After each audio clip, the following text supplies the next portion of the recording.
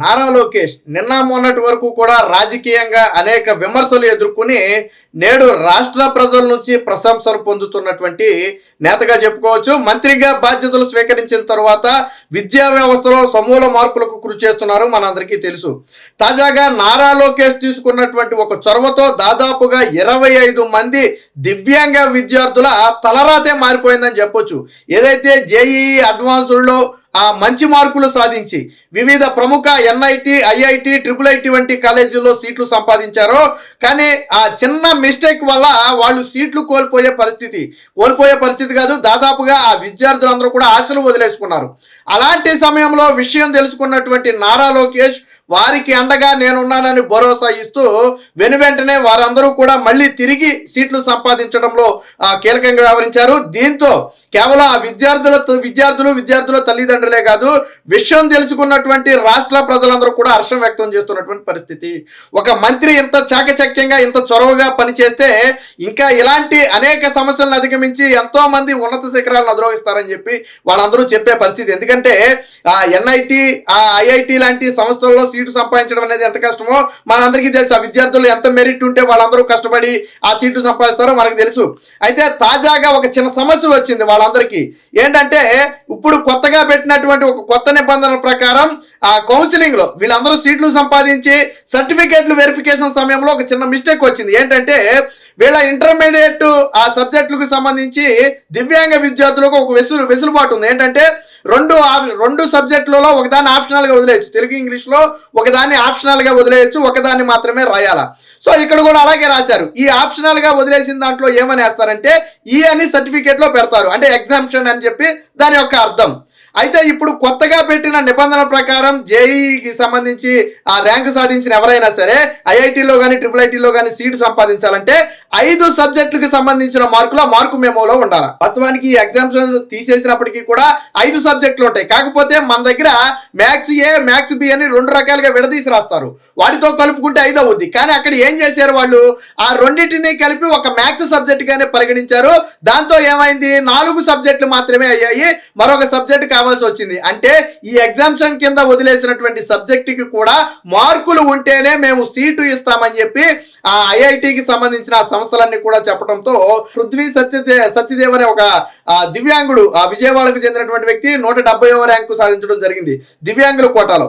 So Chennai ఐఐటిలో తనకు seat వస్తుందని భావించాడు. బట్ సర్టిఫికేట్ వెరిఫికేషన్ సమయంలో వాళ్ళు చెప్పిన మాట చూసి షాక్ అయ్యారు. ఇప్పటికిప్పుడు మన సర్టిఫికేట్ లో రాయని సబ్జెక్ట్ మార్కులు ఎలా వస్తాయి మనందరికీ తెలుసు కదా.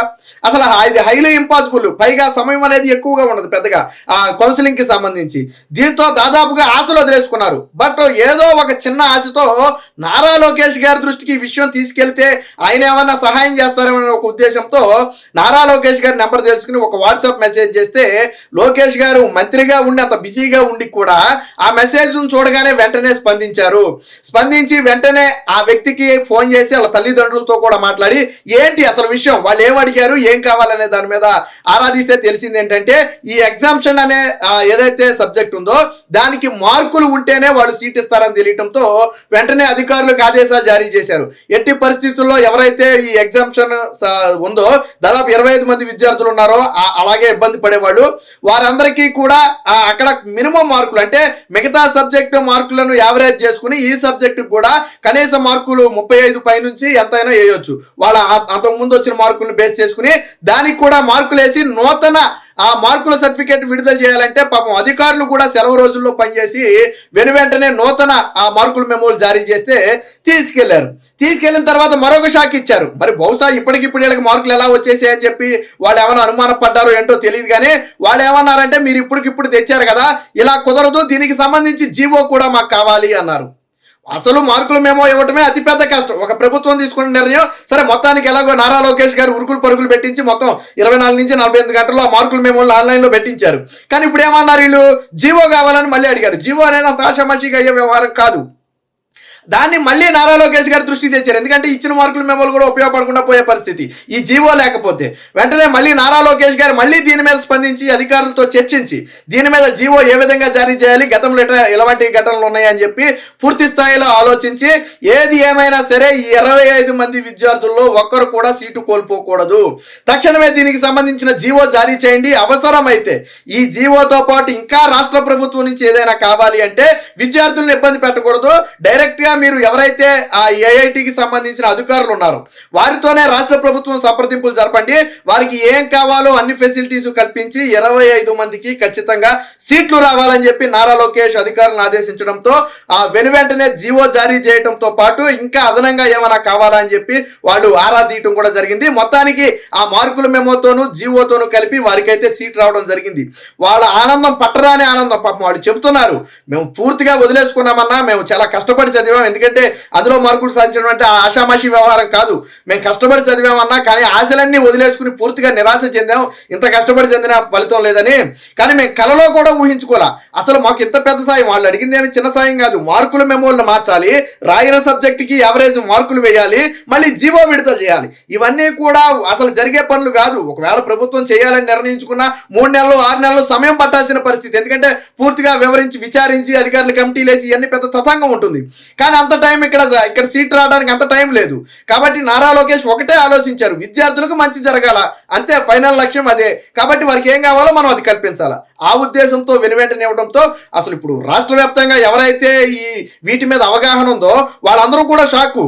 Nara Lokesh fraction of seconds లో నిర్ణయం తీసుకోవటమా, ఎవరో ఒక వ్యక్తి వాట్సాప్ కు మెసేజ్ పంపితే దాన్ని చదవటమే కాకుండా వాళ్ళకి ఫోన్ చేసి మాట్లాడి ఈ రకంగా చేయటం అనేది గతంలో రాష్ట్ర చరిత్రలో ఎప్పుడూ కూడా ఒక మంత్రి ఇంత స్పీడ్ గా స్పందించి ఇంత చాకచక్యంగా వ్యవహరించిన ఘటనలు మేము ఎప్పుడు చూడలేదు, ఎంతో మందిని చూసాం కానీ ఇలాంటి ఘటనలు చూడలేదు అని ఇప్పుడు నారా లోకేష్ ని పొగిడే పరిస్థితి. నేను మొదట్లోనే చెప్పా, నారా లోకేష్ ని రాజకీయంగా అనేక మంది విమర్శించారు, బట్ ఆ విమర్శల వెనక అవన్నీ రాజకీయ విమర్శలే. ఏదో నారా లోకేష్ ని ఇబ్బంది పెట్టాలి, తెలుగుదేశం పార్టీని ఇబ్బంది పెట్టాలి, చంద్రబాబు గారిని ఇబ్బంది పెట్టాలనే లక్ష్యం తప్ప అందులో వాస్తవం కాదు. నారా లోకేష్ గారు స్టాన్ఫోర్డ్ యూనివర్సిటీలో చదువు వచ్చాడు, ఆయనకి చదువు విలువ తెలుసు, ఎందుకంటే ఆయన కూడా ఒక ప్రతిష్టాత్మకమైనటువంటి స్టాన్ఫోర్డ్ యూనివర్సిటీలో చదువు వచ్చాడు కాబట్టి ఆయనకు విలువ తెలుసు. కాబట్టి విద్యార్థులు ఎంత కష్టపడ్డారు, ఎంత శ్రమ పడ్డారు, ఈ రోజు సీటు రాకపోతే వాళ్ళ భవిష్యత్తు ఏమవుతుంది, వాళ్ళు ఎంత బాధపడతారు, వాళ్ళ కుటుంబం ఎంత సఫర్ అవుద్ది అని అన్ని రకాలుగా ఆలోచించిన వ్యక్తి కాబట్టే ఎటువంటి సమస్య లేకుండా ఫ్యాక్షన్ ఆఫ్ సెకండ్స్ లో నిర్ణయం తీసుకోవడమే కాకుండా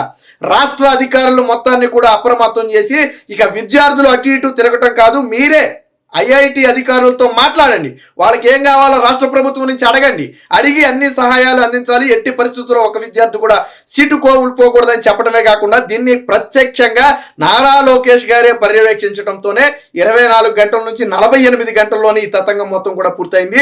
ఇప్పుడు వారందరూ హ్యాపీగా, ఒక రకంగా ఏంటంటే వాళ్ళు కూడా ఆశ్చర్యపోయిన పరిస్థితి, ఏంటి ఒక రాష్ట్ర ప్రభుత్వం ఎంత స్పీడ్గా స్పందించిందా, వెంటనే మార్కులు సరిచేసి ఇచ్చేశారు, వెంటనే జీవో ఇచ్చేశారు, అంటే ఆ ప్రభుత్వం ఆ రాష్ట్ర ప్రభుత్వం విద్యకు ఇస్తున్నటువంటి ఇంపార్టెన్స్ ఇంత గొప్పగా ఉందా అని చెప్పి మద్రాస్ ఐఐటి, బాంబే ఐఐటి లాంటి ఆ సంస్థలు కూడా ఆశ్చర్యపోయే పరిస్థితి. ఎందుకంటే నేను ఇందాకే చెప్పింది ఆషామాషి వ్యవహారం కాదు.